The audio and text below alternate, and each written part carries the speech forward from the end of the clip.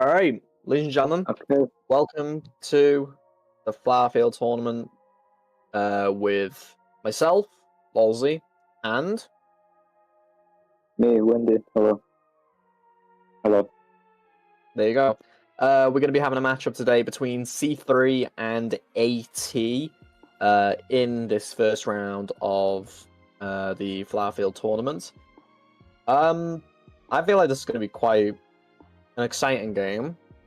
What do you think?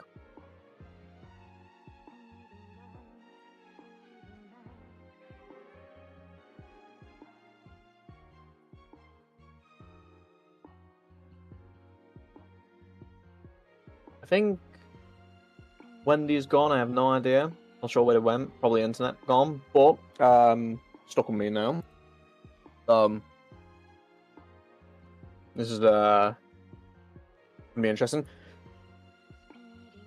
Okay. Okay, bands. Yeah, it looks like we're getting bands now. Yeah, it does look like it. Okay, So yeah, going into it is going to be an Antiquarian and a first officer ban. Very standard for Opera Singer, I'd imagine, assuming it is going to be Opera Singer first round at the very least. Yeah, I'm assuming it will be Opera thread. Yeah, Opera round one. Seeing as she's currently the strongest. We will see Puppeteer being picked round one. And like they look like they picked him and Perfumer, so they're definitely expecting Opera Singer. Yeah, very common round one pick with Puppeteer. We've seen it in IVL and a lot more in IGL, in fact. Perfumer not as common, but still a good pick against Opera Singer nevertheless. We are going to see the Barmaid being rid of. Very good character for healing, for support, and instantly we're going to see an answer to that Barmaid ban, which is the Psychologist. So they definitely wanted to lock in a healer character then. So they might be expecting a different hunter as well. And last ban.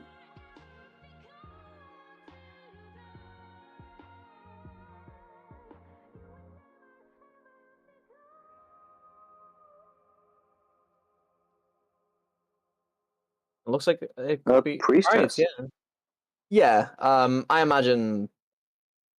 Yeah, I mean it makes sense. Priestess on Never Sleeping is really, really strong, and looks like we might see a wildling here. It does look like there's gonna be a wildling.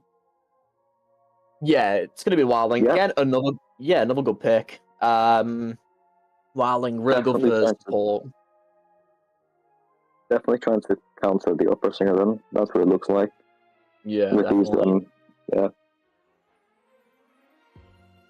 no, just locking in their what's it called, the things, or the build things. Yeah, build. Oh, it doesn't. I don't think I can see them yet. Yeah, it'll be interesting to see what they lock in talent-wise. Looks like Puppeteer. I mean, we can only see the names right now, but we will see like the actual personas as we get into area selection. But it looks like, from what I'm guessing, I'm going to see Wildling with the Tide. We're going to see Puppeteer possibly with Windows, and yeah, Perfumer definitely with Windows, and Psychologist maybe Flywheel Windows. I'm not entirely too sure. Probably Windows, but now, yeah. I mean, this was expected. Yeah, it was very much expected. Obviously, really strong in the meta still, even with like the little nerfs that she's received like here and there. So it is it's just proof of how formidable of a hunter she is. Yeah, in overall, very like standard like team from both survivors and hunters, like very standard picks. So everyone has broken windows except for Wildling, that was Tides, and we will see a weird like little Tetris thing spawn. It looks like. I don't know what the name for that is. Yeah. So I imagine what they're gonna try and plan here is either Psychologist to take the first kite, which will result in, 3 hits before they get down, or they go, or they, you know, have the perfumer go. Because I mean, either way, I think, yeah, okay, yeah, it looks like Psychologist will be the first kite here, which is probably what they wanted, I would imagine, considering the little switch around just before then. So, yeah, what do you think? The only alternative is to, like, if they really want to chase perfume, they're going to have to cross the entire map, which is just not really ideal for them. They are going to be forced, because you can't chase the wildling as, like, most people.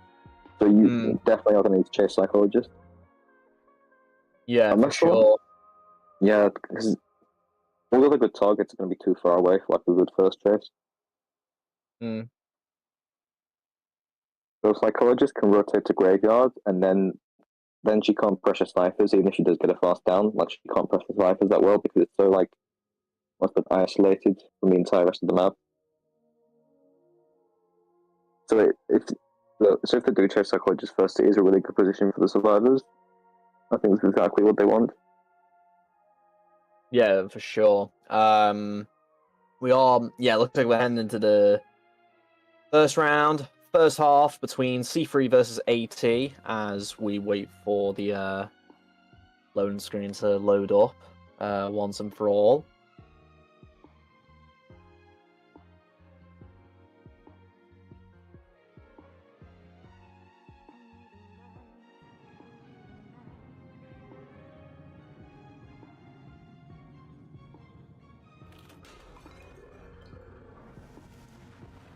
All right, heading into Ever Sleeping Town for our first round, first half of this matchup.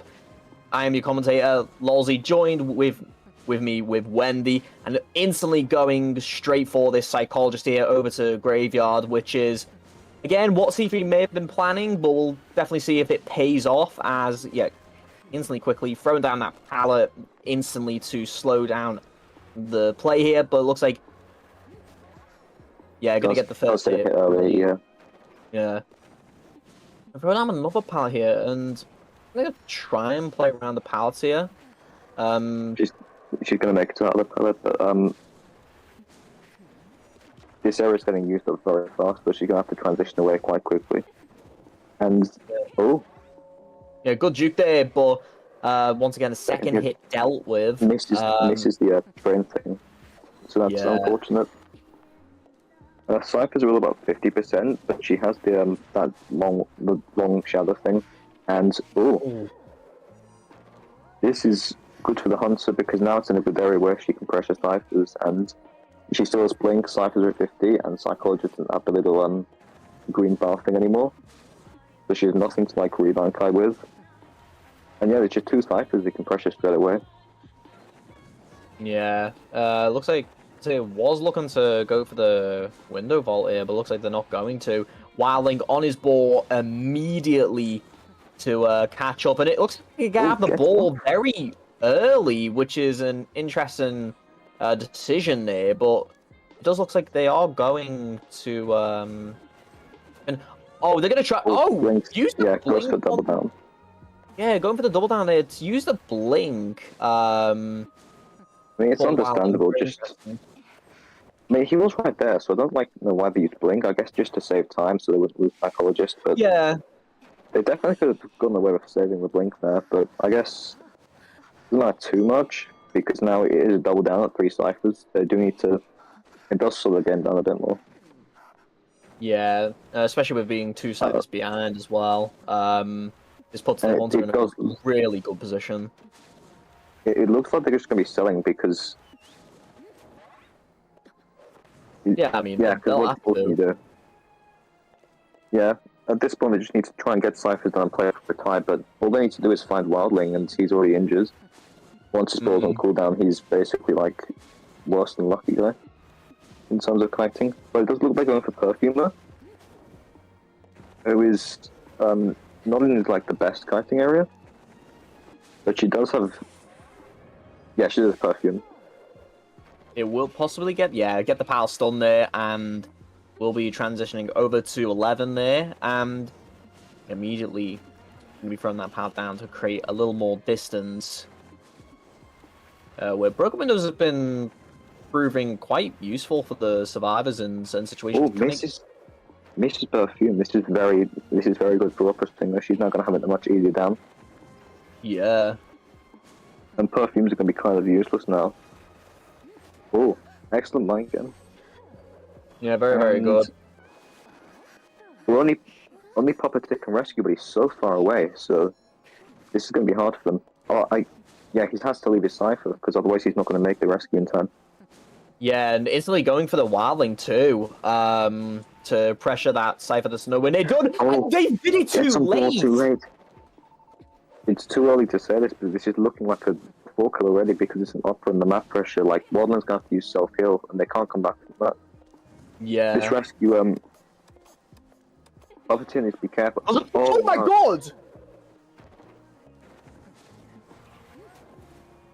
I'm down Puppeteer here whilst he's can't do anything. Okay, I'm not entirely too sure why they went for like an instant rescue there. Like, considering, like, yeah, you want to get the rescue off as like quickly as possible, but at the same time, it's like you've not only like given away a free terror shock basically. You could have easily baited out a hit in your puppet form, and it's just not worked out for the survivors here. And it looks like Wildling will get a free rescue. Focusing on the Perfumer here. I think this is still good for the Hunter because it's at a point where like they either like rush ciphers and have no secure way of rescuing, or they force the heal. And it looks like they're trying to get that cipher done because it's easier for her to pressure that one, and then they're going to send probably it has to be the Wildling off to the other side. Or maybe not actually. It depends. No, it'll have to be Puppeteer, I think, because because Puppeteer can't get the chair, but they already see them already. Wildling's already transitioning over the chair.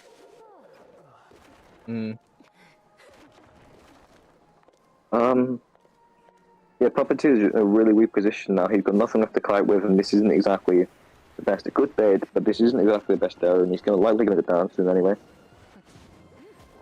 And Wildling and Perfumer have to heal now. They're too far away from any ciphers to get anything done.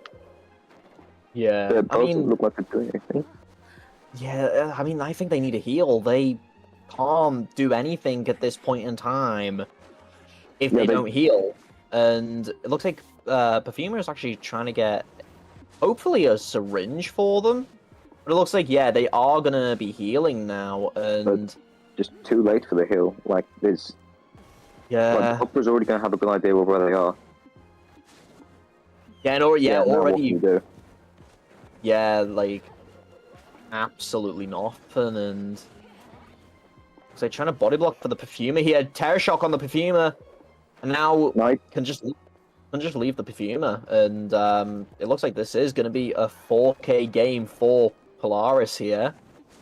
Yeah, all he needs to do is slug the Wildling, and because he's already used self-heal.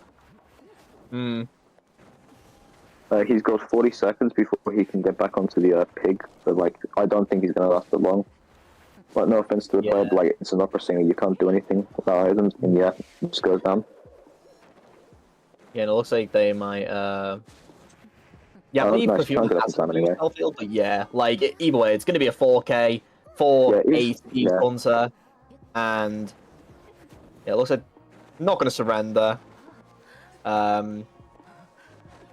You know what? And yeah, it very well played from the Hunter. Yeah, doing a little camera remote. Yeah, very well played from the Hunter. Yeah, I think the big thing that I think could have been done differently there is literally just healing. I think if they would have taken the time to heal in certain situations, especially at that one point when they were double decoding, I think they would have actually had maybe a little bit of a chance there. Yeah, even though it's a Puppeteer, like you just like him healing, like even if he just heals you once and then like you're both stuck at like the one chip of health, that's still quicker than both of them like two normal survivors hitting each other at the same time. Yeah, For some reason they put through global bans, but Yeah, there's no global bans just yet. There's no global bans yet. Yeah, not yet.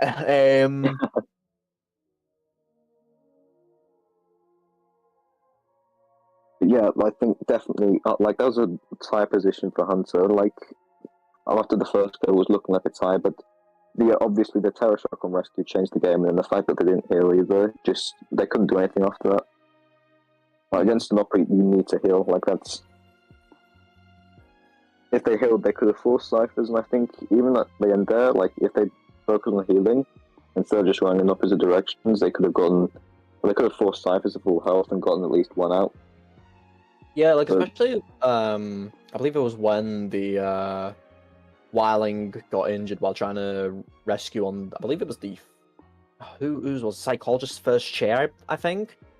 Could have easily taken the time to heal up. Yes, you're losing Cypher progress, but you're also gaining back that stability that Wiling can provide at full health, so it's just one of those ones that's like, maybe they should have taken the time to heal, but, you know, that's all in hindsight.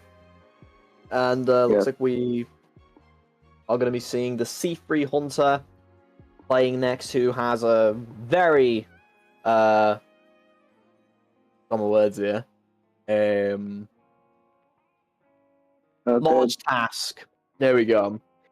Yeah, large task to get that 4K. It's so different playing in a situation where you have to get the 4 kill rather than where you, like the first rounds, you just take your time and make your own pace, but now in this situation they have to get a 4 kill. And that's going to put a lot of pressure on them. Yeah, 100%. Survivors are definitely going to take advantage of that and just try and play for a 1 escape. They can easily take some characters there that, you know, are very, very tie heavy. You know, you could even maybe see Mechanic, you could see Embalmer. You'd even go for possibly a Cypher Rush comp of like a Mechanic Prisoner if you really wanted to. But I imagine with AT we will see something a lot more along the lines of, you know, quite a, you know, meta. I'm just guessing based off of the profile of this Hunter. They might play Ivy. I don't know. Would be interesting to see how Ivy is played, at least in any EU competition, because I don't know if Ivy's been played as whole in this tournament, because I haven't been watching it too much. I only really watched Faye versus Yuvia, and I obviously didn't really see it that much. But yeah, I didn't play Ivy, but I know Yumi played Ivy yesterday, I think. Oh, okay. In GWS, I think she got a 4 kill. I'm not sure, like 4 kill or 3 kill. So, like, Ivy hasn't really been played much in any EU, so it's going to be interesting to see how people play against her and like how people play her. Yeah, it does get banned quite a lot, especially in like the high tier ranks. And I'm gonna make quite the hot take here, but I don't think she's actually as good as people say she is. Like, I know. No, I agree. Yeah. Like, don't get me wrong, she's definitely good for securing ties, but in China and Japan recently, the only player who I've seen consistently win as Ivy is XC from MRC. And instantly going to pick some bans right here, we're going to be seeing the Priestess and First Officer bans here. And it looks like a Gardener is going to be picked, assuming maybe it might be that Opera Singer.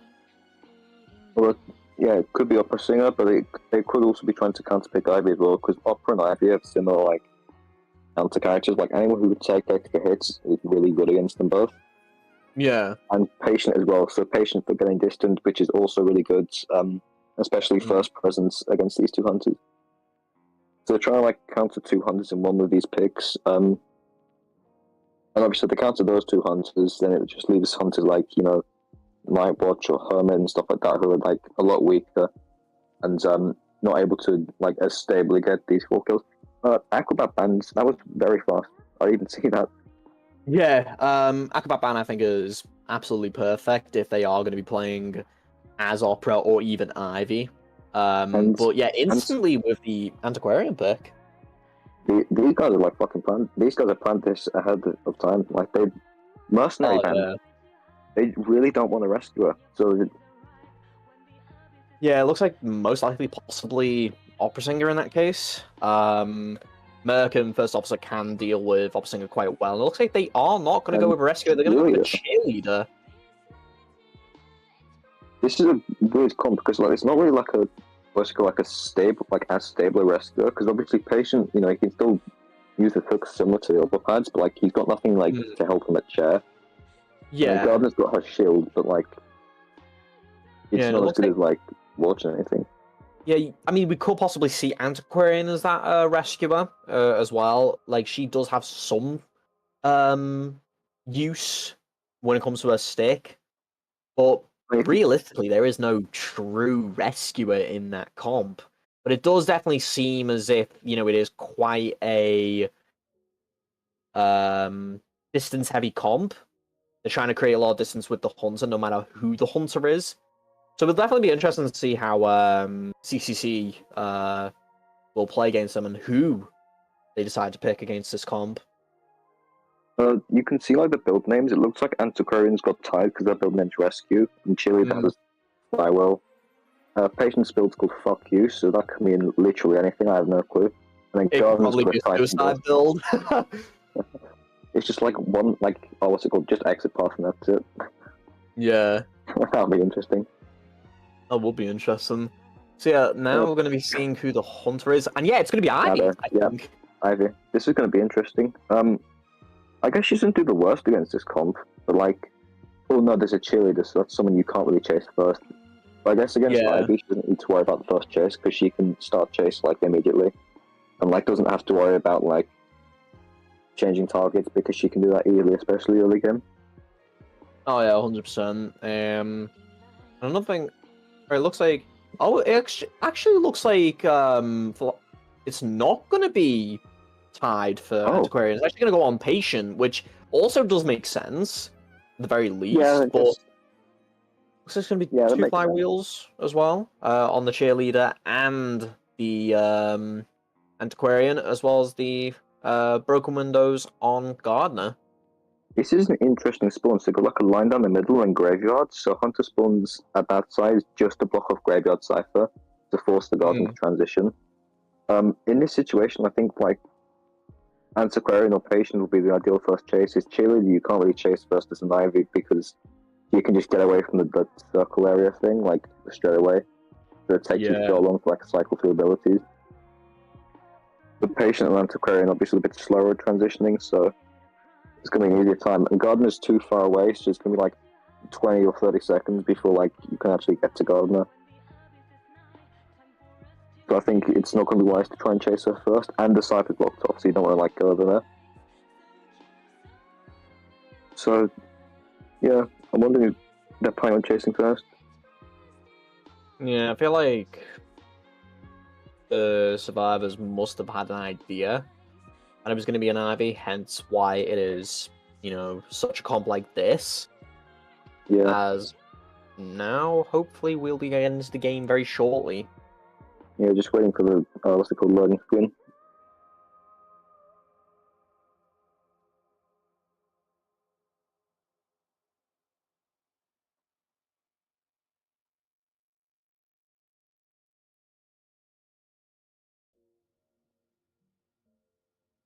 And it looks like the game has started, so, yeah, let's get into it, I guess. Yeah, going Hunter into it. has Instant Detention Blink. I forgot to say the build last time for the other Hunter. Hunter's got Instant Detention Blink, so very standard Ivy build. And I think she wants to pressure the Patient Cypher and chase Antiquarian first, is what it looks like. Well, no, they have caught out the no, they have they? Yeah, no, they have. Yeah, they caught out Gardner here. I think the issue is they didn't check in time and Gardner was able to transition away. Blink is 30 seconds on cooldown, so he has locked up that Cypher there with the little circle thing. So I'm able to decode it. Gardner's shield's only got 5 seconds left before it disappears. So he most we're not gonna see it get hit. Yeah, it's just broken now. So now she's just got a roll kite. Uses a scare. Oh, uses the block bolts in the window. Yeah, very smart. I think that was so good. There. Yeah, very smart from the Ivy there. I like the hit. They Now, do have Blink to work with here. I don't even think they need. Oh, they missed the scare. This is going to force them to use Blink. Yeah, that's a shit. If they landed the scare there, that would have been game changing. Like that could have been a win straight away. Because yeah, if they got the scare, they would have gotten it down on like a Gardener without using Blink and this early into the game. Because there's 2 ciphers nearly done, but like one's at 50%, so they are lacking ciphers. Yeah, although it doesn't look like they are at least going to be completing their main 2 ciphers here. Looks like they are going to be getting the blocks that cipher from being done. Yeah. Oh, this is very good for Hunter. Yeah, and it's definitely going to be an after half rescue as well. Well, actually, maybe not Gardener's chair time's quite long. I forgot. No, it looks like they're going to wait until after half, or maybe just sell even. If Hunter's not like... Yeah, no, they might actually sell here. Maybe they're afraid that they might get caught off, but I'm not entirely too sure, considering... Oh no, it looks like Okay, Antiquarian is gonna get rid of that, No, okay, no, yeah, they are selling, yeah. They are selling. I think Hunter knows this, but they also know that Cheerleader's there, so they can't leave Chair just yet, because she can come in for like a last-second rescue. Yeah. I think... No, she's still in the cipher. I think at this point it's safe and she teleported. But you can... Although there are 2 ciphers nearly finished, there are still 4 ciphers left. But wanted to cancel the hook with the chair. Oh, misses the hook. Yeah, Oh my god. That was good for Hunter. Misses her scare, but now she's like she can sandwich the survivor. Well, my game doesn't work out quite as well. But we'll see ciphers. Will get the scare off. Yeah, they will get the hit. Yeah. They can't. Yeah. And that's like the dangers of using Tide and Patient. Like you don't have the flywheel for situations like that. Yeah. It does look as if they have a lot of cipher progress in terms of how many ciphers they've currently done. But yeah, instantly gonna go for. Yeah, no, this All Present Ivy is just raw. And 4 ciphers left, even though the ciphers have all got a lot of progress, as we've seen in tournament, like even like a 90% cipher, Ivy can make sure you don't do it, and like 190% cipher we've seen, like she's able to get a 4 kill off of that, even with everyone alive still. But this is, even though there's a lot of cipher progress, this can't be a win for the survivors or a tie, and this is looking like, I don't want to say it too early, but this is very strong 4K position for an Ivy of all hunters. Because she can just guard all those ciphers at once. There's nothing you can do. And it's going to be an after half rescue as well. And Patient only has 1 hook left to rebound, but Blink is up. Oh. No, and they get the hit! The rescue stuffed, you can't rescue. And Cheerleader's having to run into the rescue. She started running already, it looks like. But yeah, it's not going to be enough. Just Blink down the, what's it called? The Antiquarian. The Cheerleader's back on the cipher, so they're planning on selling the Patient, but they can't. Yeah, this is game over. Yeah, they cannot win from this situation. Yeah, I think they tried too heavy on the getting as much cipher progress on as many ciphers as possible, and it's just turned out horribly for the AT survivors. I think the strategy did make sense.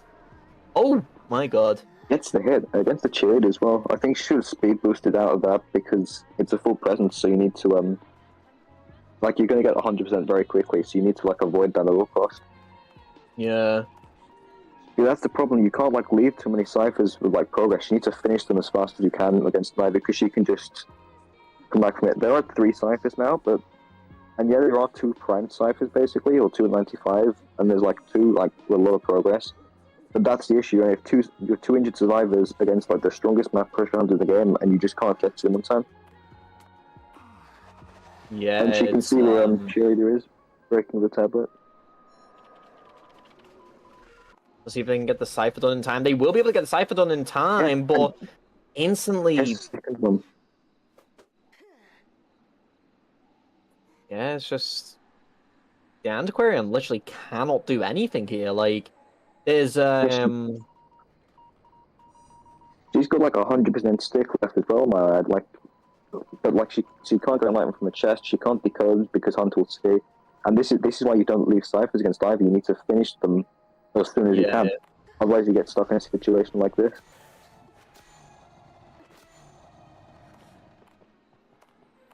When they use all their stick, but like, oh, oh, we'll actually leave the Antiquarian there. Cheerleader's gone out of there unscathed, but we'll I get the think she wanted scare to off like onto Ivy. she wanted to like go back and kill the cheerleader, but I think she might have forgotten she had the disarm thing on, but also that like Antiquarian got like the 100% scare thing as well. So go back to her Oh! immediate go. Misses the scare and also misses the stick swing. Base the flywheel. He's able to get the hit. You can see if Chile is going to be able to finish that cipher, and this so they can still get all these ciphers done here because the last cipher is at 95%. I think So the they last can. cipher was Oh no, wait, no, they over. can't. Yeah, Oh yeah, no, they're dead. Yeah, yeah, that last cipher is what in the middle or yeah, full kill. Like, just shows you like the incredible map pressure of Ivy and how you just can't leave those ciphers against her because she will just. Like that game started off like. Well, it's not strong for the Hunter, but like they really just kept that map pressure up and just got the win. Yeah. But the game was essentially over at 4 ciphers. Like after the second, like after they downed the second survivor, the game was over at that point because they couldn't do anything to come back from it. Yeah, 100%. Just leaving too many ciphers undone. Definitely undone their plans, I'd imagine. Because I think that was their plan originally. Try and get as many ciphers as done as possible. Obviously, like, maybe prime them, maybe pop them. I'm not entirely too sure. But I feel like you just need to get those ciphers done. So at the very least, you have more players, up when it comes to, that point in time. And yes, currently it is going to be 5-5. A tie apiece for C3 and 18. This means we will most definitely, like 100%, will be sitting around 3 because there's a tie round 1. Yeah, definitely. It's Be very well interesting. played from both the Hunters.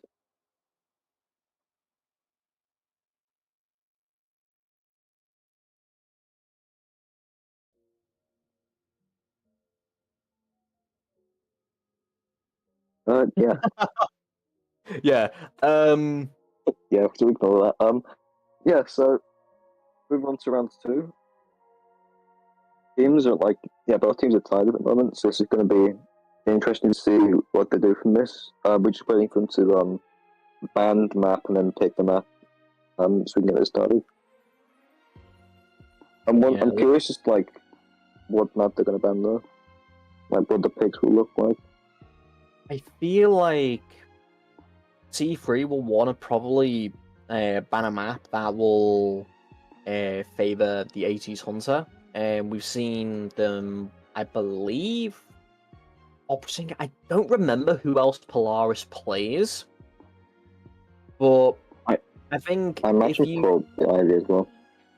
yeah, like I imagine you would want to go for something maybe like a Red Church ban, Arms Factory ban, just to get rid of the more shorter maps.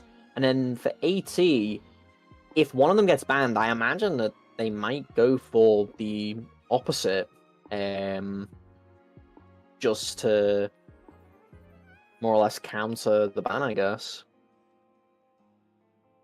I think it's interesting because like both hunters, I feel definitely have an Opera and Ivy like in the character pool. Because if you play one, like you usually play the other. Yeah. But now it's gonna be a situation that they're gonna try and counterpick the other hunter. So AT are gonna try and counterpick the other hunter's Opera, and CCC are gonna try and counterpick the hunter's Ivy. Because they played the opposite hunters round 1. Yeah. It's gonna be interesting to see what they do. Obviously, if they pick something like Moonlit, they can get away with not banning Opera because obviously she's not as good on that map. Hmm.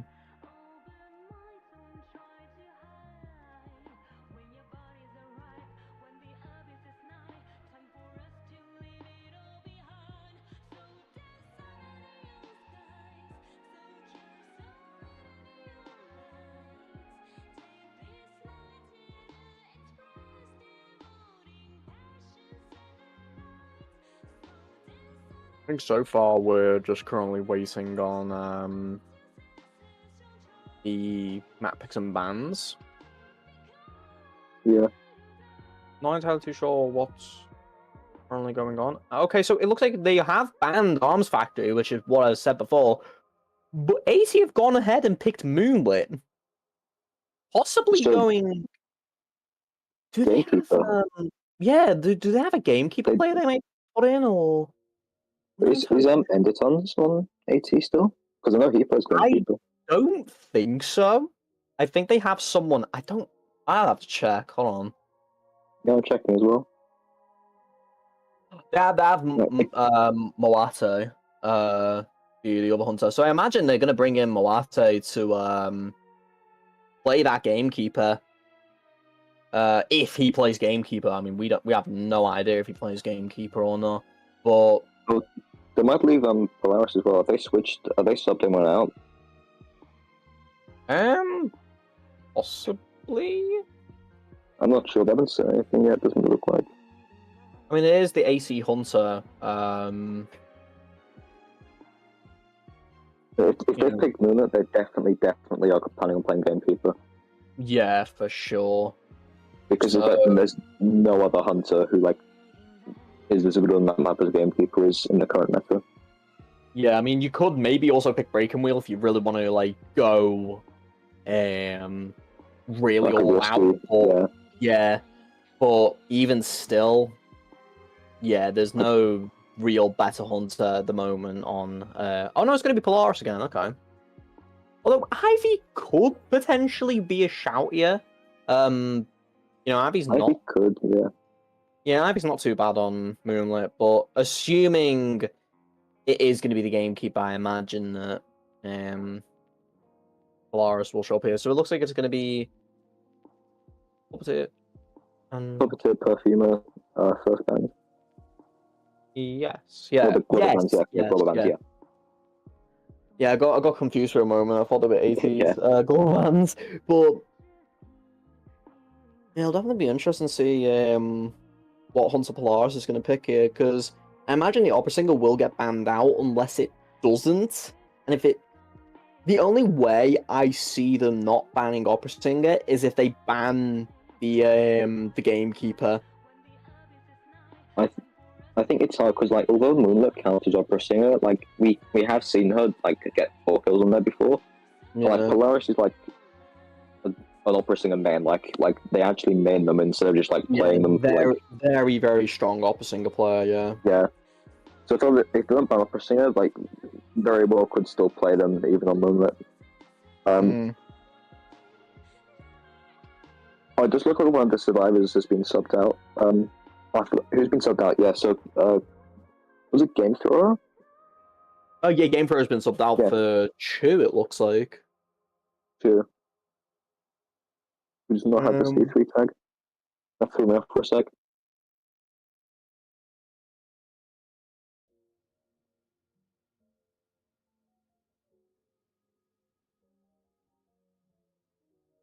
So as soon as the map setup, we'll be likely entering the game soon.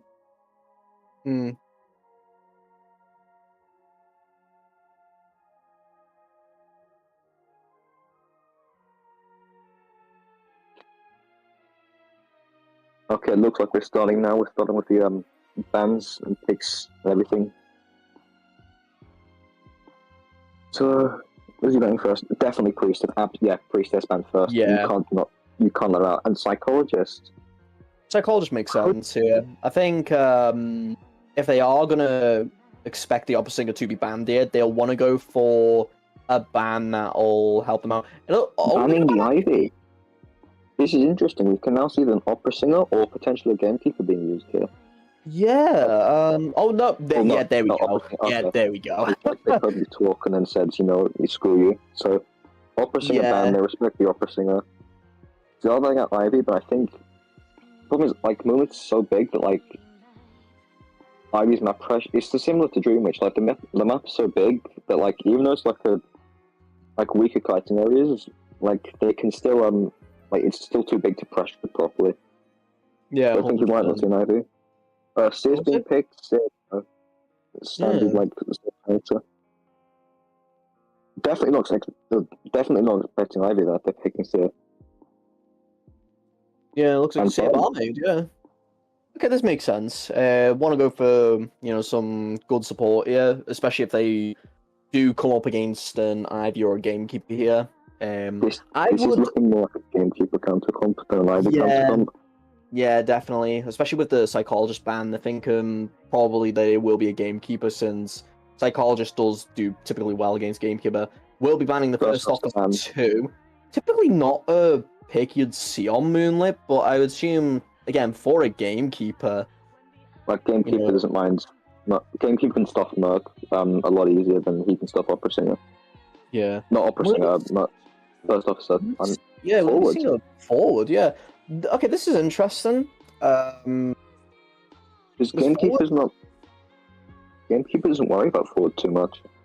Yeah. Especially if you So put your trap down, yeah. Yeah, put the trap down, and Gamekeeper's the fastest stun recovery in the game. So if he brings Rage, like the Rage trait at full, like he doesn't need to worry about forward at all.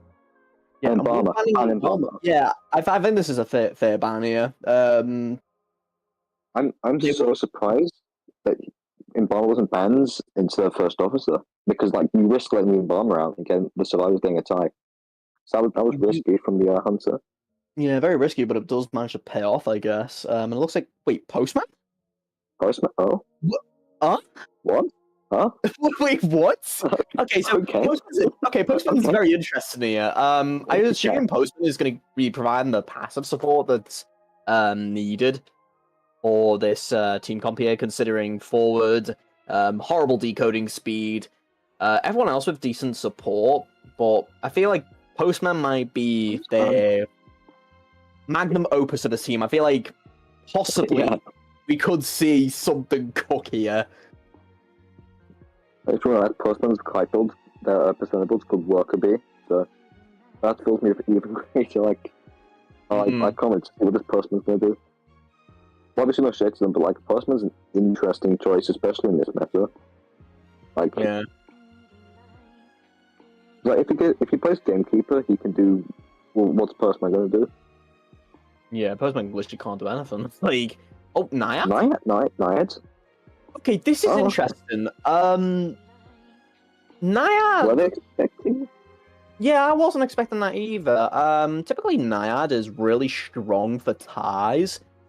And I'll be honest, I've not seen her much on Moonlit. But I know that especially around first coaster, fourth coaster, she can water off those areas and take you off those areas completely. So it will be interesting to see how they do.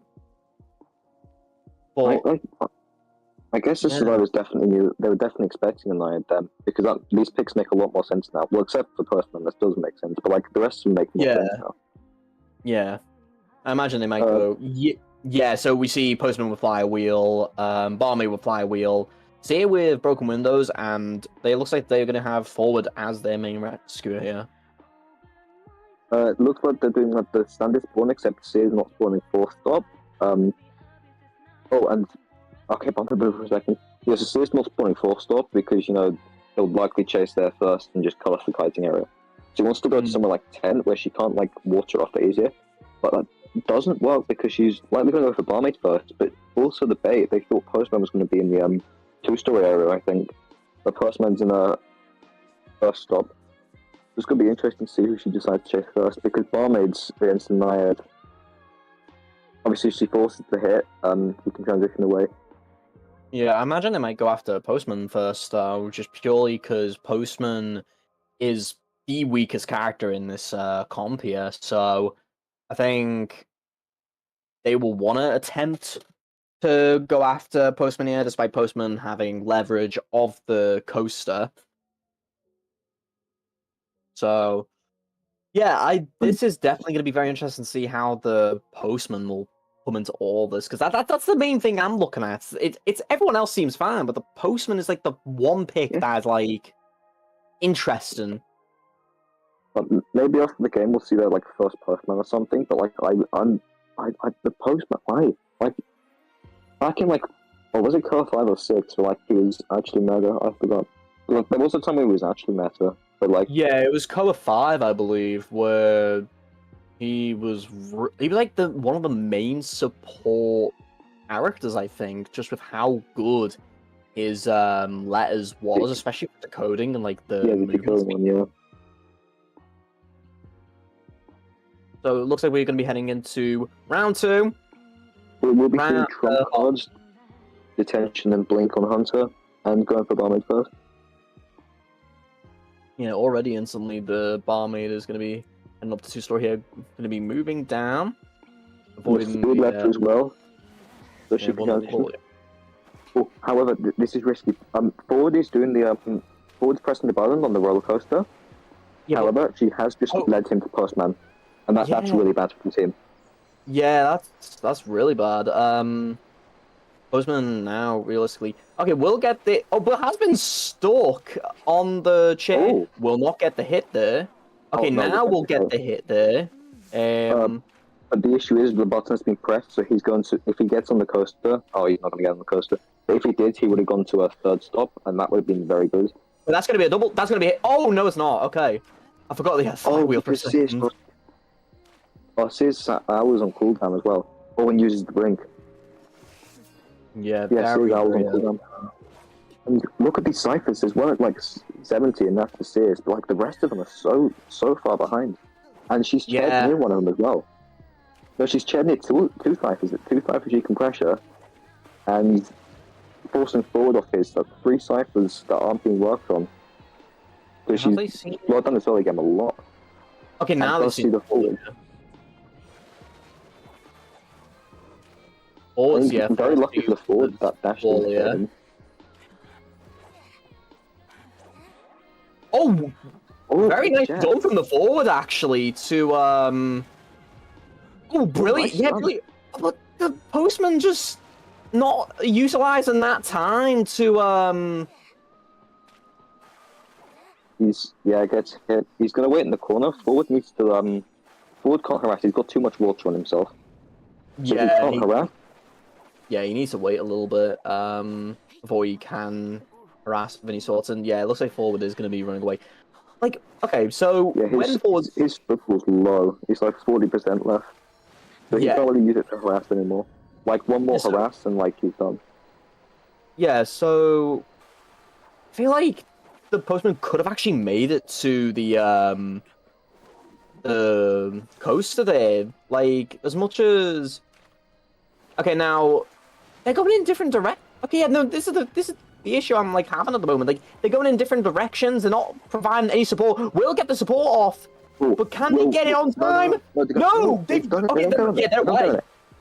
Yeah, he's going to third stop. Yeah, possibly 4th stop if they manage to do the 3rd stop as well. I believe have they? No, they haven't. Okay, so yeah, going instantly to 3rd stop. Yeah, very, very good support from the Seer here. Looks like the Postman is actually going to be not only giving himself... Okay. Okay, good flywheel there. That was good flywheel and like dog combination. We'll see that there's only 2 ciphers left now at this point. One of them is 60, however there is one that's still basically at 0, or 17%. So it is looking more like a tie position. But they do need to get that cipher done. I think... Yeah, Barmaid needs cipher. Barmaid knows it likely to teleport onto them, but instead changes for the Sphere. Leaving the forward, the slow decoder, and Barmaid who can finish their cipher.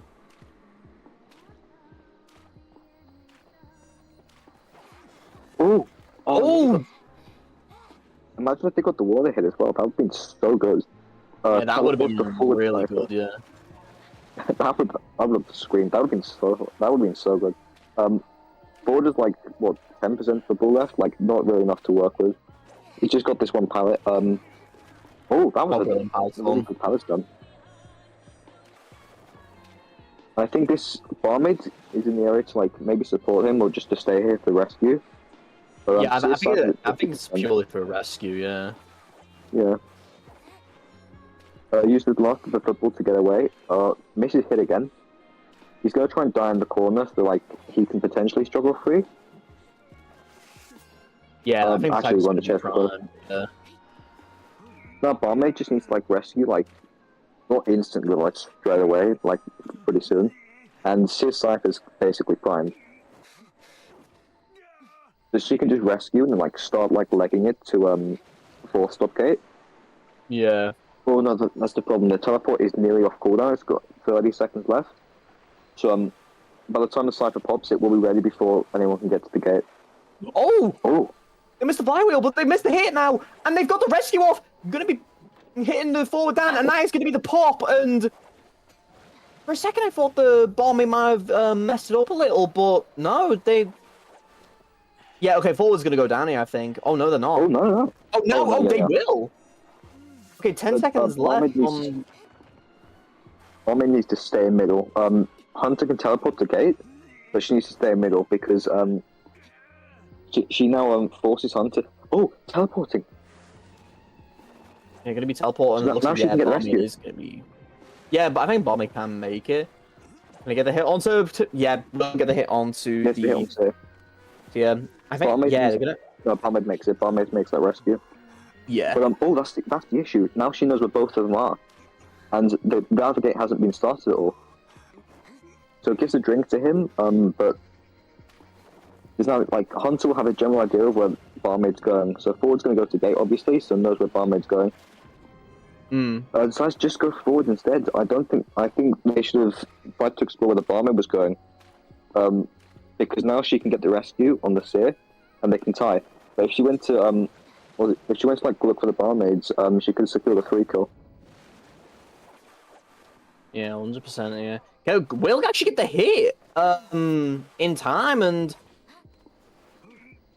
She might be able to get over to the gate in time. yeah, Maybe. no, they won't be able to get to the gate in time. I don't think, considering how Naiad's chase is, especially in this form. I think Harpoon's too far away. Barmaid knows this. Barmaid running away. Barmaid trying to take the attention of the fight. Needs to last 15 more seconds. But no, the gate's not going to get done in time. The gate's not going to get done in time. Yeah, I won't be able to. Yeah, Sia has to run away. I think Sia knows. Although Barmaid, actually will. Okay, I think so. They're gonna slug Seer away from gates and then like teleport as soon as she self heals. Or she's just gonna chest Seer. No, she's just. Oh, max over speed because of forward, yeah.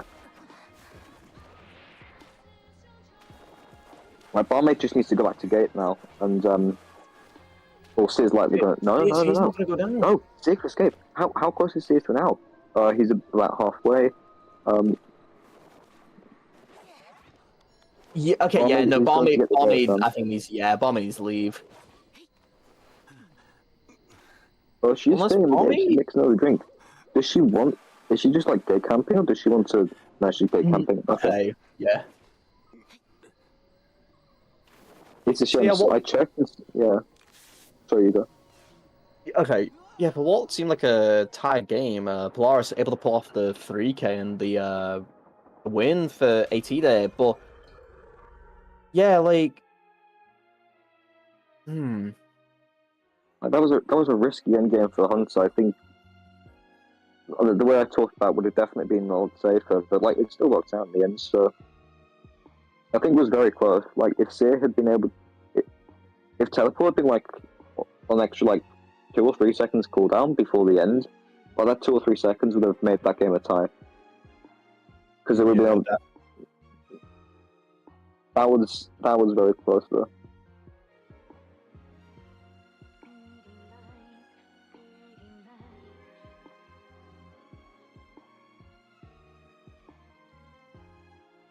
looks like now Leaves me like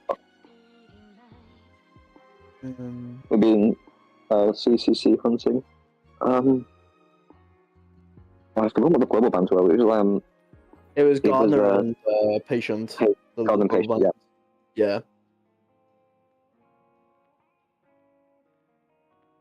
Yeah, I think the main thing for AT here is ban the Ivy, especially considering the. I don't know. Does CCC play Opera Singer as well? CCC currently has 11th Opera Singer badge, it looks like. Okay, well, there you go then. That's a clear indication of if they play Opera Singer or not, in which they do. But yeah, it looks like I imagine that AT will want to ban Ivy, just so they can at least have like a chance of at the very least they need one out to win this. Sorry, to draw this round, 2 out to win the round. So it'll definitely be interesting to see what they try to play into here. I think they will likely ban the Ivy, like, out of respect. Just like last time they banned the Opera out of respect. Like, they feel they can get the 4 kill and, just ban them. And if you ban the Ivy, the Opera's shadow bans purely because it's Moonlit and it's, like, her worst map. Yeah. So there's that to consider as well. Then that leaves hunters like Gamekeeper and Lightwatch, or, like, even, like, Wax Artists or Naiad, as we saw last time. It leaves hunters that are open, which, they're able to get ties or potentially more, like, 3 men's. Mm. But I do think getting rid of the Ivy and Opera Singer, like, getting rid of one of those two straight away is definitely the play. I think we will probably see an Ivy ban for this hunter.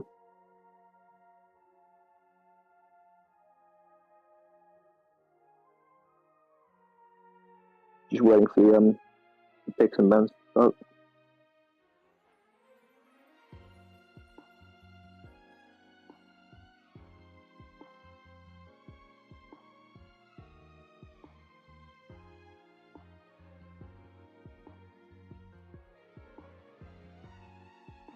Okay, looks like it's starting. Yeah, now we'll get Priest disband straight away. Yeah, And Priest Mercenary. Yeah, that makes sense. So I ideally don't want them to be able to rescue. Hunter ban, I think, will probably be an Ivy. Yeah, it I think should Mark be. on this map is able to make so many last second rescues. Yeah, Ivy ban. Yeah, it should be an Ivy ban. Ivy performed extremely well on Eversleeping, countering the strategy of AT, and it'll be interesting to see who they first to pick here. We may see Embalmer picked first purely because he can lock tie. Little Girl also go on this map. Yeah, because if she teleports straight away, like if she teleports straight away and the hunter's trying to chase her first, that can waste a lot of time. I guess that's fair, Acrobat. Yeah, Acrobat's also really good as well. I honestly think they should put Embalmer over Little Girl just so they can like secure the tie, because all they need is a tie to win this round. I think, like, even though it gets Embalmer as a global ban, I think that it's still worth it on Embalmer's like strongest map. Like locking the Embalmer. So, because I see the strategy with Little Girl, but it's a lot more risky.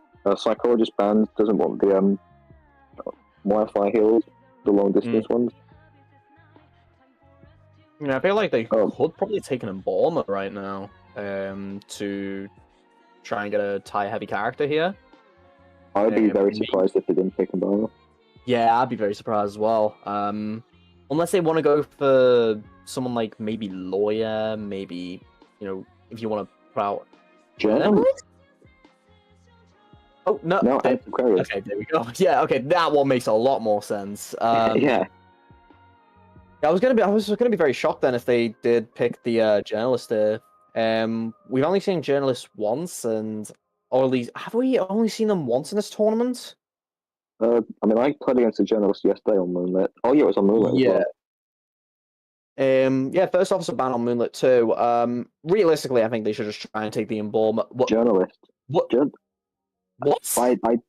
They really need to take an embalmer. I don't see why they're not taking embalmer. Yeah, I don't know why. Yeah, the journalist in general is probably the weakest rescuer as well. So unless they have like a very specific strategy in which maybe Are they expecting an opera singer? Is that what this is? maybe I mean it kind of makes sense if they are expecting an opera singer, but I don't see CCC picking an opera like at all. Are they expecting a gamekeeper? No, they're expecting a gamekeeper. Journalist, antiquarian, little girl, they're expecting a gamekeeper. That is true, yeah. Like, Yeah, a that's little bit, yeah. yeah. I was gonna say, not picking journalist is they pick journalist. Not picking embalmer, like, is like that. Like embalmer not being a global ban and still being available, like that's a tie condition for a game where you need to tie to win the rounds, and like it's a very easy like pick. They're most definitely expecting a gamekeeper. Like journalist, antiquarian, both really counter gamekeeper.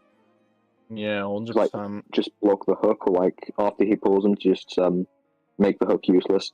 Opera singer. I mean, opera singer does get counted kind of by this comp, like antiquarian, acrobat. Like yeah, journalist. definitely. Journalist It's kind of like perfume against her. I can kind of see why they picked Opera Singer, but at the same time, it's like this is Opera Singer's worst map. This is against a comp that can do really well, especially if you have Acrobat over at the 4th stop, Antiquarian, I believe it maybe 1st stop. I'm not entirely too sure where they would be put. Oh no, but isn't Antiquarian top? Unless... No, it doesn't look like it. No, they. Huh? I'm just going to wait for them to lock in spawns before saying anything. Oh, this is. No. They're doing like the lakeside spawns for this. Yeah, so yeah. And this is unusual. Yeah, I think I imagine that they've actually placed journalists there in the event that they want to try and transition over to Godkai or transition over to the 1st stop here. Same thing with Acrobat, where you can transition over to the 10 or over to 4th stop. So, unfortunately for the Opera Singer, they're going to have to deal with an Antiquarian or an Acrobat. Yes, my question is why not just spawn them directly in that area? But I guess there's a reason. I know that survivor spawns can determine where Cypher spawns, so it's most likely that. I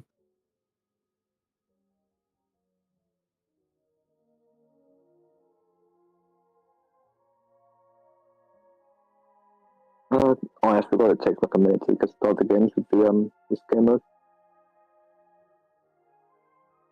Yeah, I think it's because they're limited in who they can chase first. Because Little Girl and Journalist like too far away to a first chase. Yeah. Like Antiquarian, Acrobat, 2 of the best kiters in the game. Opera's worst map. Like it's not like ideal for them. And Acrobat can go to 4th stop, his strongest area.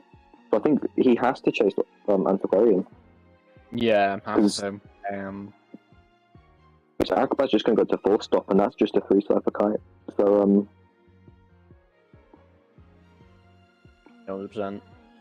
We're going to be going into round 2, second half, and gonna go. Okay, this is interesting. So I'm gonna go for the Acrobat like immediately, assuming that they could probably try and risk something like this, and instantly just something like this. Yeah. Hunter has trump card detention, and they don't have blink. No, that's a warp. That's warp. Okay, that's interesting. I forgot warp was allowed. Oh, does get the hit. That was quite fast. Yeah, very early. Acrobat not really utilizing the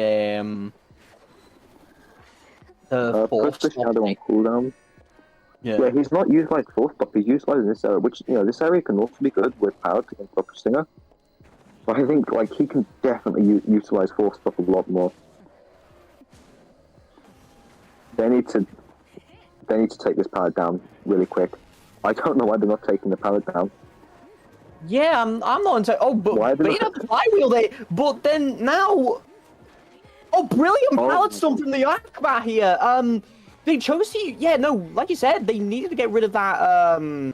They've only just turned warp off as well, so it's now just only gone to cooldown, and it was a wasted warp because they didn't get the hit either.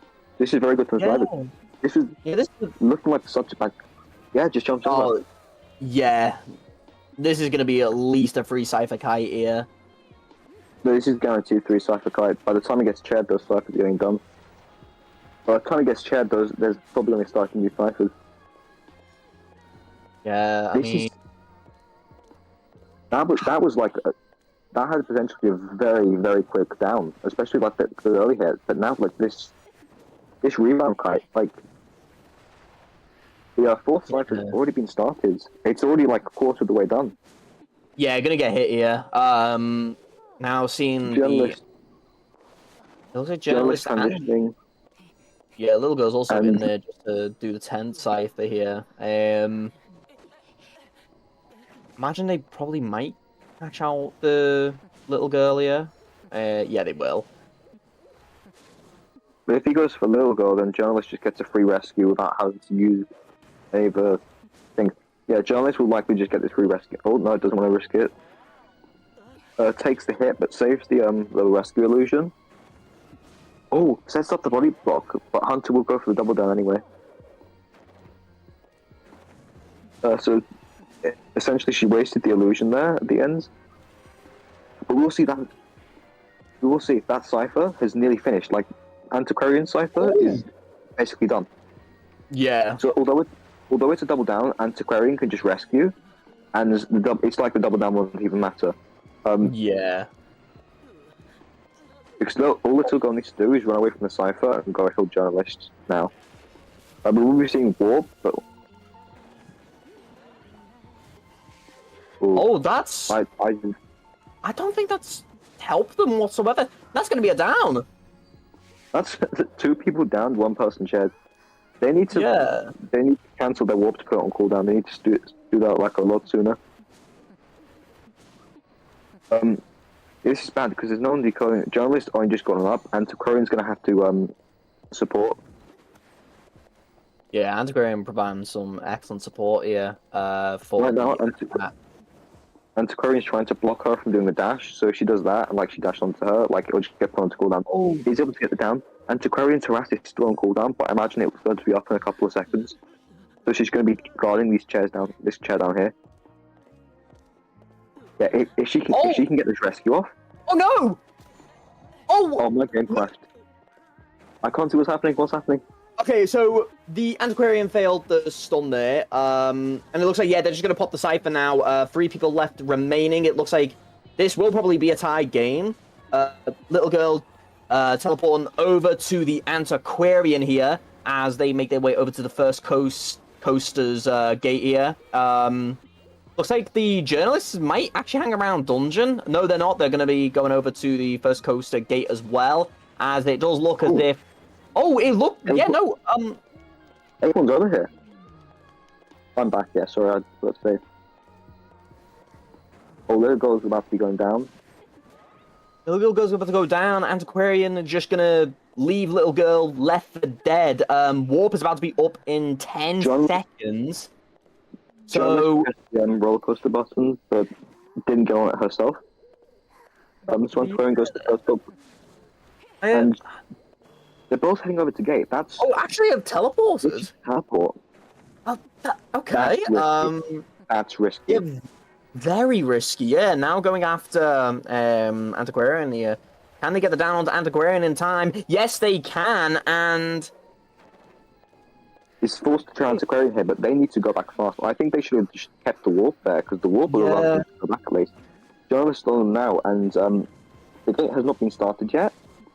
Yeah, no, the gate has been started. It's only done 90%, so... Although... Goes back to chair. No, you can't be doing this. He shouldn't have gone back. No, this is going to be a tie. Yeah, unless, Oh, maybe? No, Mr. Dash! Yeah, that's going to be a tie! Oh, if they didn't go back, this could have been a win. They went back to chair. Oh, this is the yeah. This is an unfortunate try. Yeah, very unfortunate from the opera singer there. Still able to get a tie at the very least, so it's not completely out of the picture for C3. Could have ended very differently though if they played a little more aggressively there. So I feel if they didn't teleport but used warp instead, they would have found the journalist straight away. If they used warp in that situation, and then at the end, like they went back to the chair as soon as Little Girl got rescued. yeah, Like journalist is still in the area because she's rescue illusion, so it's like you should need to head over to gate because of course they're going to try and play for the tie. yeah. If she headed over to the gate, she could have prevented it from being done, or at least secured it for the 3K, not a 4K. But Yeah. that's just an unfortunate lapse in judgment at the end. But that was like Akabat's kite as well was very good at the start.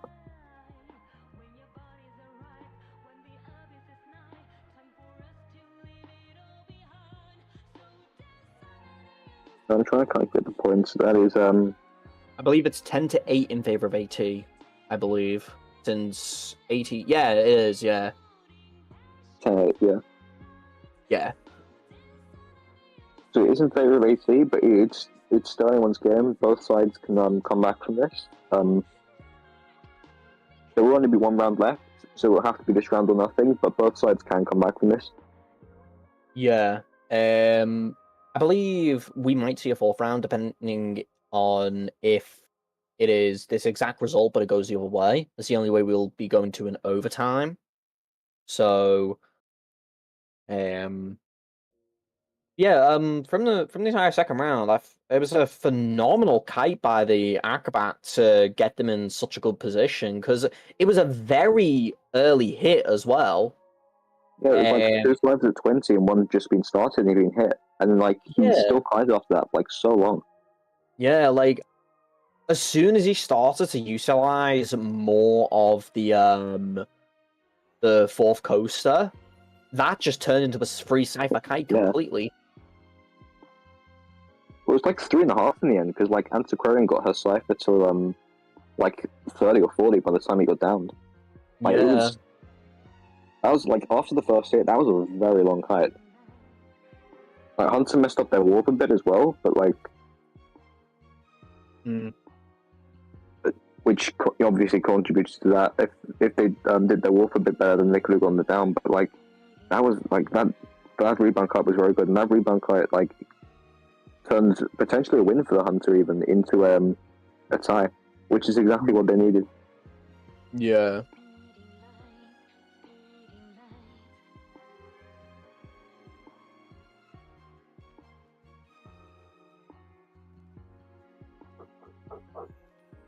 Oh my fucking god. Why is Teddy barking so much? Fucking hell. My dog's bark as well. I don't know. I didn't know if you could hear it just then, but it's just barking at nothing. I heard, yeah. Oh, mine bark at nothing as well. It's like there's nothing there. Schizos, man. What can I say? Yeah. But yeah, okay. So it looks like it's going to be a Leo's memory ban, and it looks like it's going to be the AT Hunter going again, which makes sense. I mean, if the AT Hunter gets the okay, it's game over. So, and it is going to be a Chinatown pick. So Chinatown is it's like, yeah, like because like I don't know the words. Chinatown, like you can snowball a lot in Chinatown. Like there, like if you like a good snowball potential in Chinatown, like the game's favor can change like a lot. Like it's like big enough to prevent rescues, like rescues after half, and there's like a lot of characters who can work well in Chinatown from both Survivor and Hunter. Global bans are Puppeteer, Perfumist, Serum, Barmaids. So outside of Opera and Ivy, it's nothing too strong. yeah. But it'll be interesting to see who they ban. Like which Hunter they ban, because will they go for the Naiads? or will they go for the Ivy? Because obviously Opera Singers get banned. Yeah. But it's a second ban I'm curious about. Yeah, I feel like if they don't ban the Ivy here, Ivy could be like the perfect pick to possibly seal the game off. But it's just a case of does Polaris play Ivy or not? And I've not heard them play Ivy. But if they do, it'll definitely be very interesting to see how they do. But yeah, it's gonna be interesting to see who they ban as their second one. I imagine it probably will be the Naiad, just out of respect for the pick previously. But yeah, it's definitely gonna be quite interesting to see what they C3 Hunters ban here. The problem is, like, there's a lot of hunters that can work quite well. So, like, if they ban, like, Opera and Knight, for example, there's still Gamekeeper, there's still Ivy, there's still Nightwatch, Wax, Yeah. like, Hermit who work on this map. Like, there's so many good hunters who can work on this map. Like, who can all, like, very, very good at snowballing. But they really need to... So Opera Singer is definitely, like, a must ban. Like, they absolutely are banning her. For the second ban, they really need to, like, think of a really good strategy, because the Hunt Polaris has a lot of options here to play. Like, he's in a very comfortable position at the moment. He's got a lot of room to work with. Mm.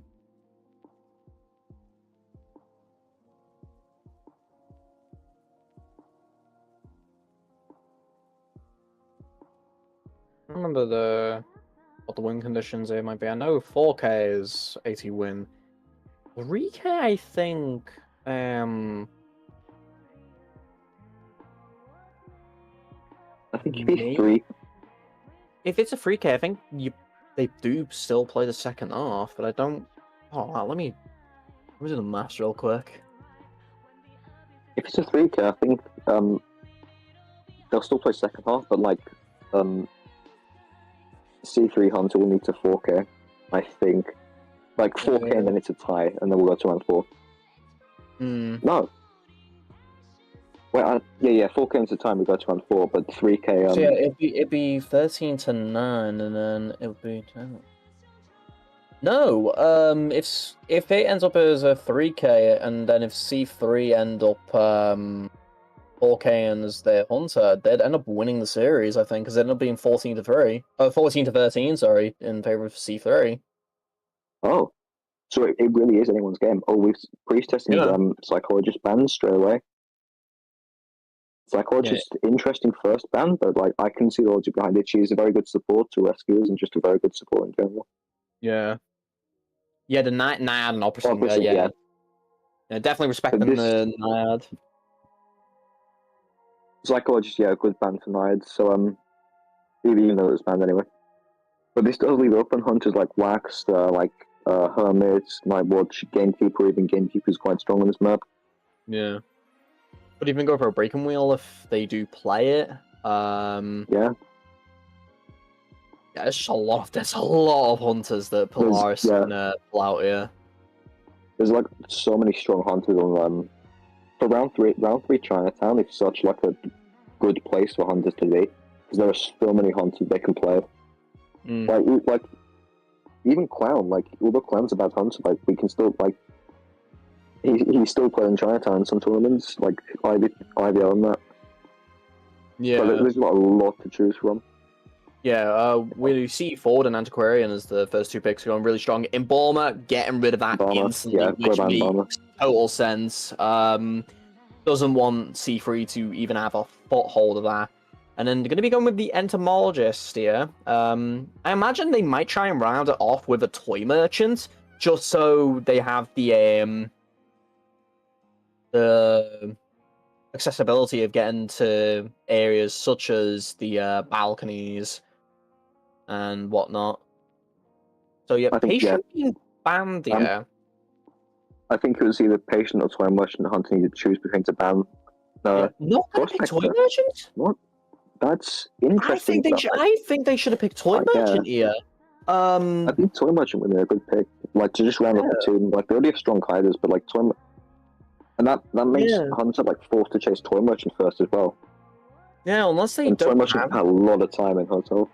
Yeah, the only thing I can think of is, unless they don't have a Toy Merchant player, then realistically they should have picked Toy Merchant. I don't see a reason they shouldn't, because, you know, after all three of these survivors fall with Antiquarian and Entomologist use up all their items, can just pick up another item given by the Toy Merchant. So it's strange, to say the least.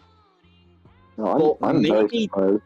Maybe they have a plan. Maybe they might want to try and force Polaris to bring excitement here, considering they're all. Yeah, this does look like the strategy. But it looks like going to be Clerk. Yeah, that against this comp. Against Clerk against the forward and Antiquarian. Yeah, it's very risky. Very risky. That is risky.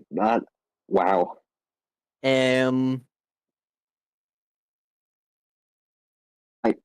Hunter's absolutely bringing excitement. There is no question about that. Like, if they don't bring excitement, they don't stand a chance here. Yeah, unless they get like a really early down, there's just no way. Unless they bring excitement, maybe. If I don't know, like this seems very risky. Without excitement, they can't chase any of these survivors except for Entomologist and Postboxer. Like, yeah, and even then, Entomologist is a very good case going into Clerk here, considering Clerk's chase is not all that great unless they manage to get a few of the Vault recordings, Palts, breaking recordings, but it's definitely going to be interesting to see how this goes. I think they're definitely going to chase Antiquarian first, just to, like, because if they don't chase Antiquarian first, there's now 3 harassers in the game, and that can like completely fuck over like the clock completely. So going for Antiquarian removes one of the 2 strong harassers. Prospector can like countered fairly easily, but like Antiquarian forward like the real massive threats. Oh, that's why they were picked first then, because they must have known Polaris plays Clerk. That makes sense. Yeah, that does make sense. And then I've just realized something. The Entomologists can use their bees to harass as well, so it's 4 harassers. Yeah, literally. Yeah. Yeah.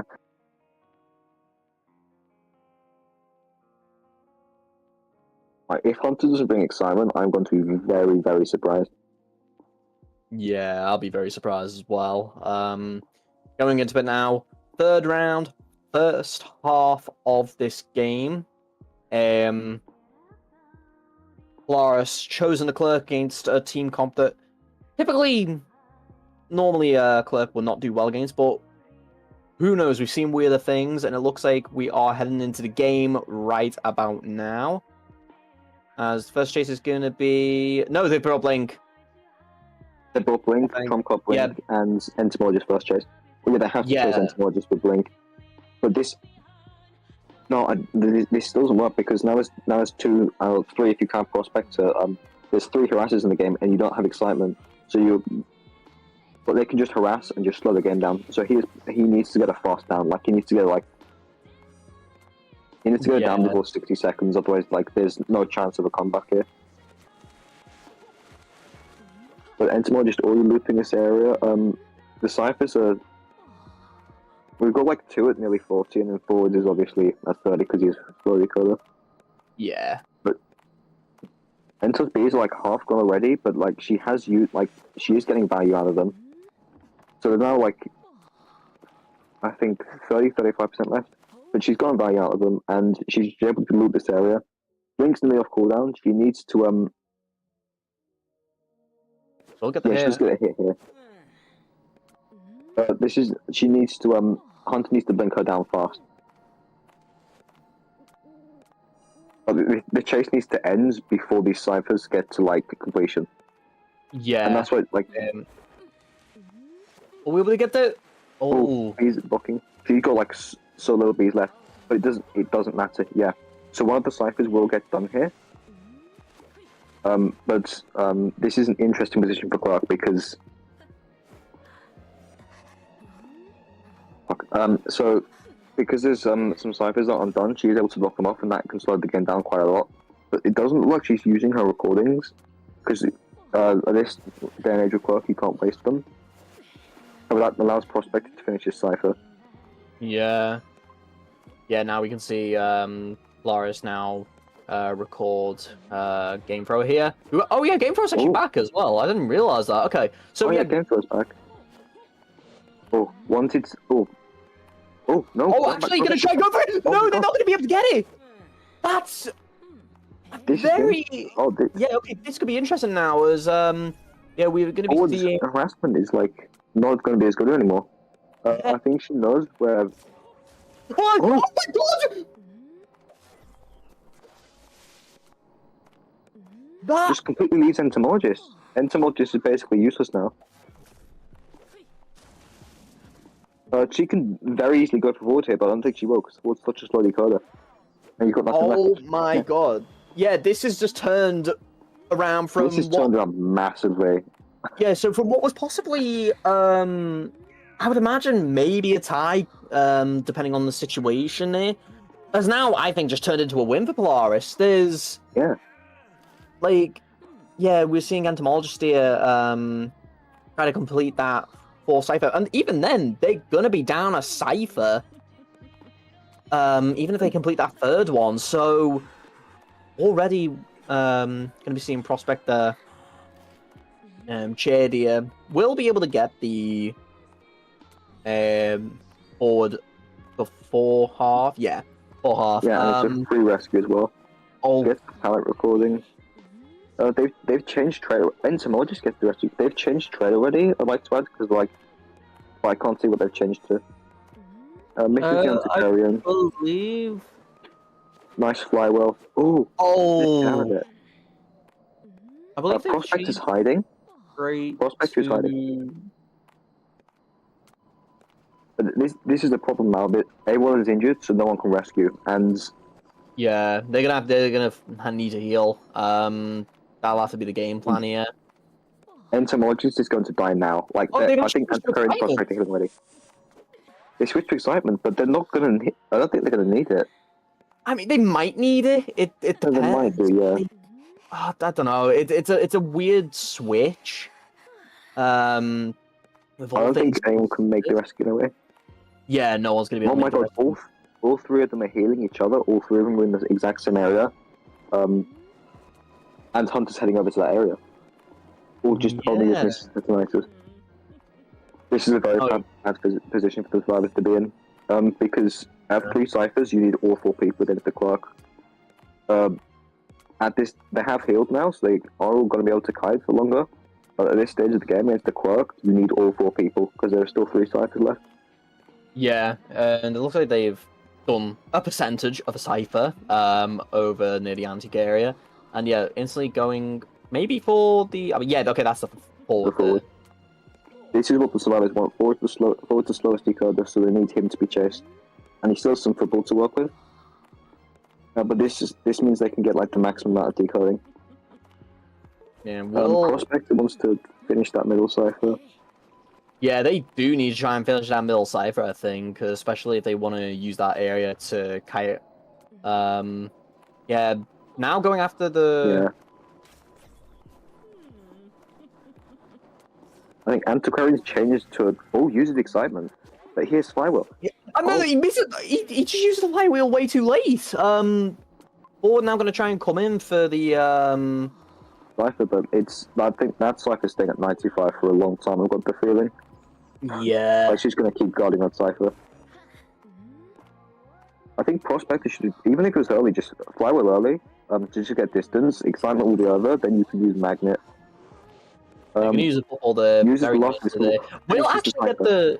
Yeah, we'll. Okay, so now they're in a position where they could try and do 2 different ciphers here. Prospector's still very much injured, and it looks like is Antiquarian? No, Antiquarian's not going to support here. I think they should try and support, maybe, just so they can. The problem with that is it leaves forward like this really slow decoder as the only person doing ciphers, and I think they want to try and save Antiquarian to like have a lot of health for the rescue, because otherwise they have 2 injured people and they have to heal. Okay, yeah. Why are they?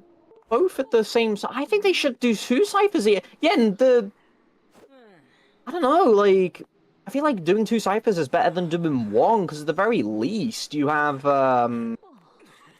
you know, double the pressure there, but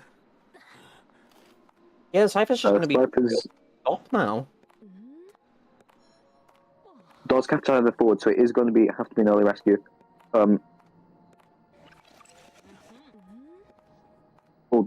Did miss the recording, put down a pilot recording so that a window got one. Antiquarian, does get cipher recorded, so Yeah. forward's going to have to body block for a while. And Hunter I'm going to get down! Prospect did not use this time to transition away properly, so he will be in a bad situation at the moment. And Prospect has to stay, because they literally have no other choice here, and... yeah, gonna leave it at 95. Cool. Yeah, that's decoded. Yeah, that's been recorded. They can try and... Yeah, good flywheel there. Okay. No! Yeah, no, that's not... It's not, yeah, not gonna be able to do it. I think they... yeah, okay, so...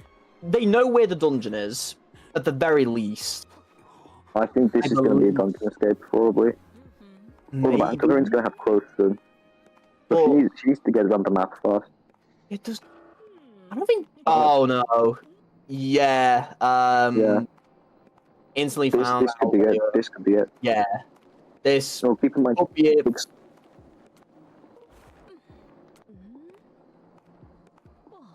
There is a chance because Excitement is still on 50 seconds cooldown and she has quite a lot of stick left.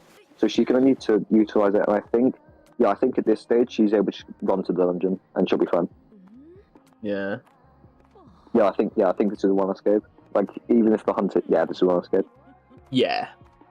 That was close. If Antiquarian didn't get recorded that last time on the cipher, like that... Oh, it does get the hit like there. Yeah. If Prospect was able to get the board time rescue, that could have been game changing. Like, yeah. So right now it's all or nothing from CCC, the C3 Hunter. Yeah, CCC needs to get a 4K here. That's the thing. Now they ban his Opera, they ban his Ivy, and then who's he play? I'm not sure who they play. I think I went against them in a different tournament, but I forgot who they played already. But I know they play like relatively strong hunters. It's not like random off meta hunters. It's like they play like a lot of meta hunters. I think it's going to come down to if they can get the edge on the Survivors here. So they're going to need like a gamekeeper in my watch, a hermit or something like that, or wheel even, like who can just because they do need to go all or nothing. So they do need to play. They will have to play a bit more risky here, and they will definitely have to play more aggressively. Even if they go for something now, catch them off guard. Like, I mean, dare I say, like, I don't know, like an Axe Boy, for example, or maybe even who's another one? I can't remember. Axe Boy, something like Clown even, or yeah, even like Clown, yeah, like I don't know. It's gonna be really difficult for them. I mean, I would assume their two main hunters are gonna be banned out. So I imagine we might. I don't know. I have no idea. I have no idea who they could pick here. I don't know them enough to know who they play. Yeah. But for all we know, we could see something completely out of the bloom.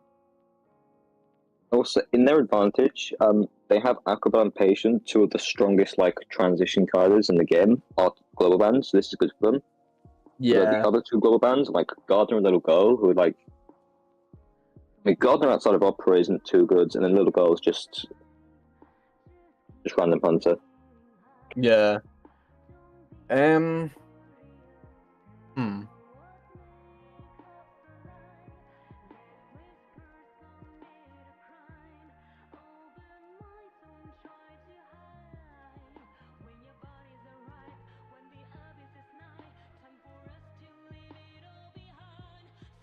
It's gonna be very interesting to see who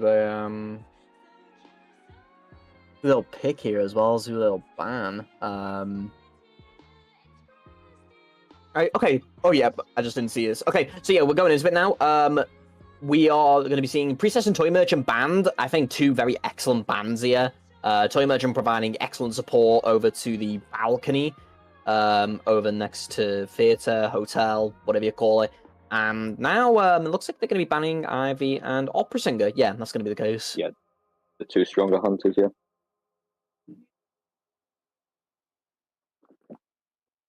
Which I feel like they might need to go like, who would they pick? They might want to pick a rescuer first, just so they can have like yeah. So yeah. they'll pick a nursery first, and then Antiquary first. Yeah, two very strong characters. I think they very well could pick, if they pick Obama round 1, like the first pick, psychologist ban. I think they need to pick, if they want to like get a free like tie, they need to pick an Obama. Yeah, I think Embalmer would be an excellent shout here. Or maybe they might try and see if they can save it for round 4. Female Dancer could actually be a really good pick here as well for the slow box support. No, they can't be round 4 because if Hunter 4Ks and C3 wins, and if Survivors get anything other than it's gonna be Sia. Yeah, Sia. Yeah, very very strong there. He needs to ban Embalmer realistically, I think. Ban Embalmer. Yeah, there you go. Yeah. There we go. And now finally bans Embalmer. I would arguably maybe go for either Entomologist or a female dancer here, just to provide like extra, like to provide extra support, extra kiting ability, especially over in hotel with female dancer. Set up slow boxes there just to transition over to the balcony and see who they pick here. 9 seconds. Painter. That's really weird pick. Okay. Yeah, that's interesting. I did not expect the Painter to come out at all. I guess so. They have options, like they can rescue Master Half, and it won't really matter. Yeah. So they can rescue Laird against him, which works to their advantage. So I think they want Painter to be first chase. Possibly, yeah. It could work, but like, thing is, he's not like that good a survivor to make up for like the chair time thing, like the weird chair thing he has. Yeah. And yeah, with most times when trying to rescue a patient, you want to rescue them arguably as early as possible, just so they can have that like extra time on the chair. So yeah, I don't know. I would have probably picked a female dancer into this just so they can have that extra support. But I imagine the Painter is more of a flex pick more than anything, just to like I don't like definitely to pull something out, I guess. It's a good strategy, but like definitely a flex pick. Yeah. I'm seeing Hermit. Hermit. All or nothing. Hermit probably be, I would argue, the strongest hunter they could pick in terms of getting a 4K. Hermit, especially on this map, is really good, especially going from one side of the map to the other, from hotel, from balcony, literally to any other place. The only thing, I don't know, like, this is going to be interesting because I would assume that CCC is going to be bringing Insolence Detention, maybe bringing Teleport or Warp. Warp would probably be better in this situation, just so they can go back and forth. But Yeah, it's interesting to see if they'll bring Insolence attention or if they bring Trump Card attention. Because if they bring a Trump Card attention, they need to get their aim spot on. Yeah, they need to get those 2 hits really quickly. Could spawn next to Painter here, who would actually be an okay chase, I guess. Yeah. Or Seer even. Because, like, yeah, how what's he going to do? I feel like Seer would actually be the better chase, arguably, just so you don't really waste too much time. Like, yes, like, the Seer will have an owl, but if you get a hit before the owl even comes back to the Seer, stand a really good chance to try and get that 4K you need with Hermit, who early game very weak, especially if they don't have presence. But late game, he just late game, if he snowballs into full presence, he becomes insanely good, especially at endgame. But when needing a 4K, sometimes Hermit is not that guy. I do consider Hermit more of a hunter more than anything, but it's definitely strong enough when your back is against the wall and you need to try and salvage as much time as possible to get that 4K. Yeah. I just want to add, like, all the survivors both Flywheel except Murphy bought side. Yeah. And this is going to be interesting for both of us, because we both main Hermit as well. This is a really good final match. Yeah, definitely, yeah.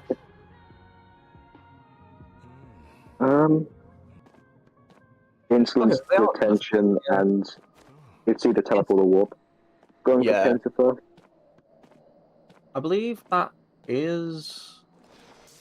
it's warp, it's warp. Yeah, I think that's the correct trait they should bring here. Considering that Chinatown is a large map, and using teleport, while is good, you want to have that option to, you know, go back to your original position. And Painter already realizing that they're going to go the other way around. They'll try and get the loose block, yeah. They'll be able to, by the time he gets the second, like, he's able to hit, they'll be able to feign polarity anyway. This is it's not the most ideal early game for him. Unless he, oh no. And let me just check his build. So he does not have fast pallet break, so he can't, like, play around pallets. He will likely get an early second hit here. Oh no, misses the No, yeah, will get distracted by the painting there. It's looking less than ideal for the Hermit at this moment. Oh, missing. Yeah, this is not the early game start that you want as a Hermit. Yeah, I mean, with most Hermit gameplays, I think both of us can agree. Early game... Oh, hold on. Yeah, okay, we'll play another... Oh! No, yeah. Okay. Oh, no. So, yeah, as I was saying, I think both of us can agree that early game Hermit, especially if you... Even if you bring Instance... Oh, well, actually pick up the... Blue... Okay, they just ran into that. Well, okay, that's interesting. But... Yeah, we'll Flywheel to the... At the very least, will get stunned here, and will now be hit once again, as it looks like they are going to try and way too far out, actually. And now, we could probably see the. I would have argued that maybe Painter could have gone back into it. Brilliant owl from the Seer there, but will actually get full presence now. But there's 2 ciphers remaining, so. Both of them are 41% as well. Yeah, like... And he's not reconnected the ciphers. He's not been managing the cipher control. Yeah, no, he needs to manage cipher control. I think he should have been managing it earlier on, and... Yeah. Yeah, now... This is a really bad position for him now. Yeah. I think... Hermit will always be a gamble, especially when needing a 4K. Obviously, it can happen. But it is very, very difficult. But it looks like we are going to be seeing... Will the Merc use his elbow pad? No, he won't. Okay. No, I don't... he wants to save them, because, you know, he can make the But this is what they want. It's a fairly early rescue, and now Painter can sit on the chair for such a long time. Makes it Oh no! Yeah, Merc body blocking as well, so... Man, missing the...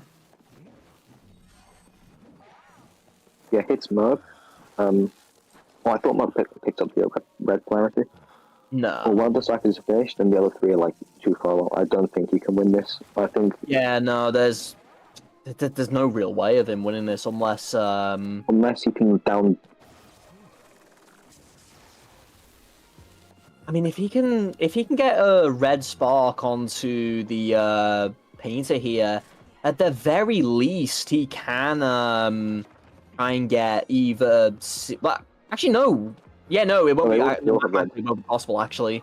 Unless he goes for. Oh no, wait, no, it's going to be mathematically possible now, and it's going to be a double down. But Antiquarian, only one left, and yeah, I mean the Cypher's still going to be primed. Yeah, Cypher's still going to be primed, but it's not just the case that... Unless... Oh, yeah. Now Painter has to rescue, and Painter has to... He needs to force his rescue to be as early as possible. Yeah. Yeah, he knows the Cypher's are primed. I mean, if you put to red... Oh! No, but they're both going to be stuck in basement. Yeah, and... Oh no! Wait, they didn't do one. Yeah, no, oh my god.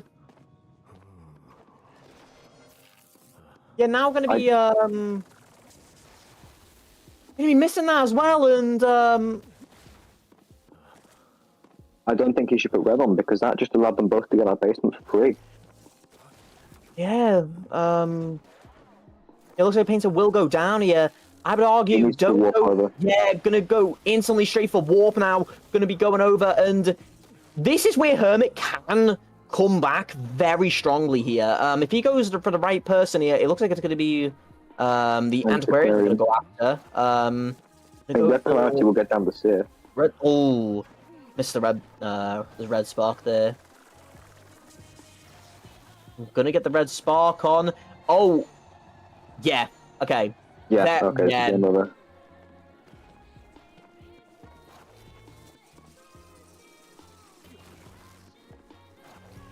Yeah, and Seer's just changed. So was Painter. Antiquarian will go down. Yeah. Seer, yeah, just gonna Seer really leave here. Yeah, both gates are open. It will be a 1K.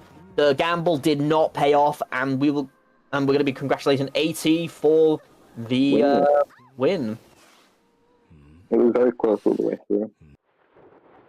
But yeah, just unfortunate at the end there. Yeah. I felt like maybe...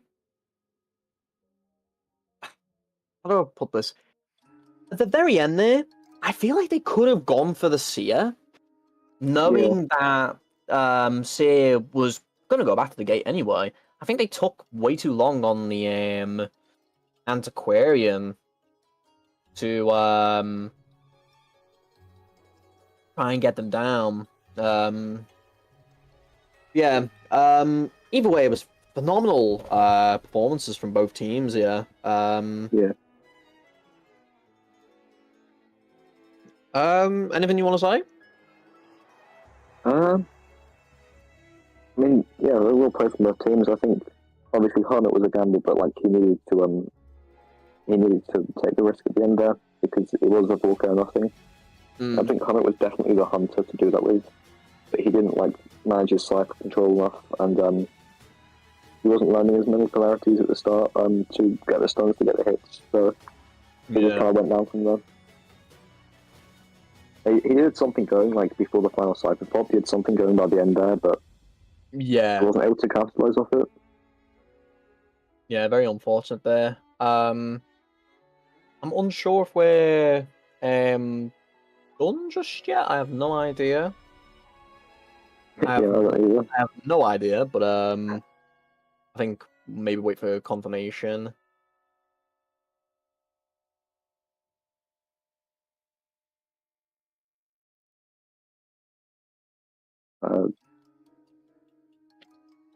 Yeah, I think this is going to be it from us.